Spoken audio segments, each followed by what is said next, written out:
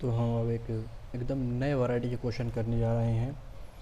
हालांकि है बहुत सिंपल, कुछ नहीं करना है, बस हमको कंपोनेंट करना आना चाहिए। अब मैं इसमें सिखाने जा रहा हूँ कि आपको कई अगर फोर्सेस दी रहेंगी किसी एंगल पे तो उसका कंपोनेंट किस तरीके से निकाला जा सकता है उसकी हम बात करेंगे।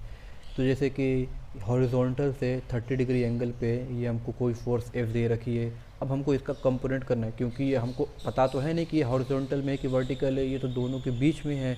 तो हमको अब कंपोनेंट निकालना पड़ेगा। एक हॉरिजॉन्टल कंपोनेंट आता है इसका, जो हॉरिजॉन्टल कंपोनेंट आता है वो कॉस थीटा होता है, और जो परपेंडिकुलर कंपोनेंट आता है वो साइन थीटा आता है। याद रख लो, रट लो, जैसे याद रखना है रख लो, लेकिन याद रखना है। तो एफ फोर्स एफ का जो हॉरिजॉन्टल कंपोनेंट है कितना हो जाएगा, एफ कॉस 30, और जो परपेंडिकुलर कंपोनेंट है वो कितना हो जाएगा, F sine 30। F sine 30, F cos 30 किसके बराबर हो जाता है, एफ कॉस 30 हो जाता है इसके एफ कॉस 30 को √3/2, एफ इंटू √3/2। ये आ गया हमारा इस डायरेक्शन का फोर्स। अब बात आती है कि इस फोर्स का क्या होगा। देखिए, इस फोर्स का कोई इसमें खास क्या कुछ ज़रूरत ही नहीं है इसकी। क्यों? क्योंकि हम जानते हैं ये जो पूरा मोशन होगा वो इस डायमेंशन में होगा, इस लाइन में होगा, न कि ऊपर नीचे होगा। तो जब पूरा ही क्या कहते हैं कि जो मोशन है वो इस लाइन में हो रहा है, तो हमको सिर्फ और सिर्फ इसी लाइन के अलोंग जो फोर्सेस इन्फ्लुएंस करेंगी इसके मोशन को, वही फोर्सेस हमको लेना है। फोर्सेस तो ये भी एक्ट कर रही हैं इस ब्लॉक पे, लेकिन इसका कोई रोल नहीं होगा, क्योंकि हमको इसको मूव कराना है इस डायरेक्शन में, राइट साइड में। अप एंड डाउन थोड़ी कराना है हमको। तो इसलिए इसका फोर्स का कोई सिग्निफिकेंस नहीं है यहाँ पे, इसको हम यूज़ ही नहीं करेंगे। तो हम मानते हैं ऐसा कि फोर्स लगा है, फ्रिक्शनलेस होने की वजह से ये पूरा सिस्टम इस डायरेक्शन में मूव कर, राइट की तरफ मूव कर गया ए। अब हमको निकालना क्या है, T1 और T2 का रेशियो निकालना है। तो सबसे पहली बात हमको ये निकालना पड़ेगा, एक्सेलरेशन निकालना पड़ेगा। हमने आपको बताया है कि एक्सेलरेशन कैसे निकालते हैं। जब भी ऐसा सिस्टम रहे तो एक्सेलरेशन निकालने के लिए वही डायरेक्ट फार्मूला लगाएंगे, नेट फोर्स अपॉन नेट मास। तो एक्सेलरेशन हो जाएगा ये नेट फोर्स अपॉन नेट मास। अब नेट फोर्स कितना है, सिर्फ इस डायरेक्शन का फोर्स हम लेंगे, इस डायरेक्शन का नहीं फोर्स लेंगे, क्योंकि ये मोशन ही इसके अलॉन्ग हो रहा है, इस डायरेक्शन का अलॉन्ग हो रहा है, इसीलिए हम ये सिर्फ इसी डायरेक्शन में जितने फोर्स है सब लेंगे। तो सिर्फ और सिर्फ यही एक एक्सटर्नल फोर्स है, तो यह होगा ये √3F/2 अपॉन नेट मास कितना है 30। तो यहाँ पे एक्सेलरेशन हमारा निकल के आ गया √3F/60 मीटर पर सेकेंड स्क्वायर। ये हमारा आ गया एक्सेलरेशन। लेकिन हमको निकालना है टेंशन। तो टेंशन निकालने के लिए क्या करना पड़ेगा, अब सिस्टम को स्प्लिट करना पड़ेगा। सिस्टम को स्प्लिट करने से सबसे पहले मैं T1 निकालना हूँ, या तो इसको स्प्लिट करिए T1 निकालने के लिए, या इसको स्प्लिट करिए। आसानी इसी को है, क्योंकि इसमें ज़्यादा चीज़ें नोन हैं इस वजह से। फॉर T1 15 kg के ब्लॉक हम बनाते हैं, इसकी FBD बनाते हैं। इस डायरेक्शन में फोर्स कितना लग रहा है, √3F/2। इधर इसकी लग रही है टेंशन T1। ये पूरा ब्लॉक मूव किधर कर रहा है, इधर एक्सेलरेशन ए से। अब डोमिनेटिंग फोर्स कौन सा हो गया, ये डोमिनेटिंग हो गया। तो √3F/2 minus T1 equals to 15A। F equals to M ऐसे लिख दिया हूँ मैं। अब ए की वैल्यू हमको पता है कितनी है, ए की वैल्यू ये है, तो यहाँ पुट कर देते हैं -T1 equals to 15 into √3F/60। यहाँ से कैंसिल कर देते हैं, 4 बार में चला जाएगा ये। तो अब इस पूरी वैल्यू को उठा के इधर लेके जाते हैं, T1 को इधर लेके आते हैं। क्यों? क्योंकि हमको T1 निकालना है।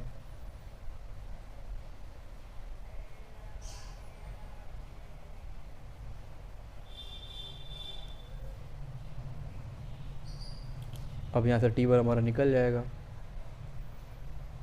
√3F को कॉमन ले लीजिए, 1/2 माइनस 1/4 बचेगा। एलसीएम लेने का ये मेरा तरीका है, नीचे को मल्टीप्लाई करिए 4 टू द 8, इसको क्रॉस मल्टीप्लाई। ये 1/2 है तो 4 1 द 4 माइनस 1/4 है 2 1 द 2। तो T1 की वैल्यू यहाँ से आ जाएगी हमारे पास √3f/4, ये हमारी आ गई T1 की वैल्यू, ये हमारे T1 की वैल्यू आ गई। लेकिन हमको क्या निकालना है, T1 T2 का रेशियो निकालना है। तो T1 की हमने वैल्यू निकाल ली, हम T1 T2 का रेशियो किस तरह से निकालेंगे उसकी हम बात करने जा रहे हैं। हमको T2 निकालना है। देखो T2 निकालने के लिए आप यहाँ इस ब्लॉक से भी T2 निकाल सकते हैं, इस ब्लॉक से भी T2 निकाल सकते हैं, लेकिन इस ब्लॉक से T2 निकालने में क्या है, एक टेंशन इधर भी लग रही है, एक टेंशन इधर भी लग रही है, इसको इससे माइनस करेगा, फिर MA करेगा, फिर आंसर आएगा। लेकिन अगर मैं इससे 3 kg वाले से निकालूँ तो डायरेक्ट इसमें एक ही टेंशन लग रही है, तो F=MA से निकाल लूँगा। तो मैं 3 kg ब्लॉक से निकालता हूँ।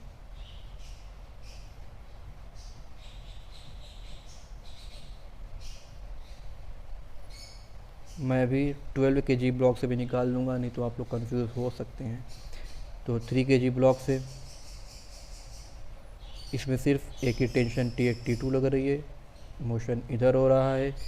F=MA से T2 3A, 3A कितना है, √3f/60, 3 to the 6, तो ये हो जाएगा √3f/20। तो T2 कितना निकल गया हमारे पास, √3f/20, ये हमारा T2, हमारा T1 T2 निकल गया। लेकिन हमको चाहिए क्या, रेशियो, T1 T2 का रेशियो चाहिए था, तो हम उसको निकालते हैं। T1/T2, यही रेशियो चाहिए इसका। तो T1 क्या हमारा निकला है, √3f/4/T2, √3f/20। √3f से √3f कैंसिल, ये 20 ऊपर जाएगा, ये 4 नीचे आएगा, तो ये आएगा 20/4। तो T1/T2 का जो रेशियो आएगा 5:1। तो T1:T2 5:1 आंसर। तो इस तरीके से ये क्वेश्चन करना था हमको। और हाँ, अब 12 kg से आप सोच रहे होंगे कि निकाल लेते हैं फ्रॉम 12 kg, थोड़ा सा स्पीडली करूँगा, टाइम कम है। ये है 12 kg, इधर लग रहा है इसको T1, इधर लग रहा है T2, ये पूरा ब्लॉक मूव कर रहा है इधर एक्सेलरेशन A से, तो ये पूरा इधर मूव कर रहा है, डोमिनेटिंग फोर्स T1 हो गया। तो T1 - T2 = 12A। T1 हमने निकाला है, कितना है, √3f/4, माइनस T2 हमें निकालना था, =12A। A कितना है, A, हाँ ये 3f/60, 12 कम 12, 12 5 60, तो ये हो जाएगा 3f/4 - T2 = √3f/5। इसको इधर लेके आएंगे, इसको इधर लेके जाएंगे, तो हो जाएगा √3f/4 - √3f/5 = T2। अब T2 निकल गया, √3f को कॉमन ले लेंगे, ये 1/4 हो गया, -1/5 हो गया, तो 5, तो 5 4 तो 20, 5 में से 5 - 4, तो ये हो जाएगा T2 कितना निकल गया हमारा, √3f/20। देखिए T2 यहाँ पे भी √3f/20 है, यहाँ पे भी √3f/20 है, लेकिन यहाँ पे देखिए इतना लंबे में निकला है, और यहाँ पे 3 लाइन में ही हमारा आंसर निकल गया था। इसीलिए कह रहा था मैं 3 kg इसको निकालिए, क्योंकि देखिए उस सिस्टम को पकड़िएगा आप जिस सिस्टम में कम से कम फोर्सेस लगें, क्योंकि उसका आंसर निकालना हमारे लिए बहुत ही सिंपल हो जाएगा।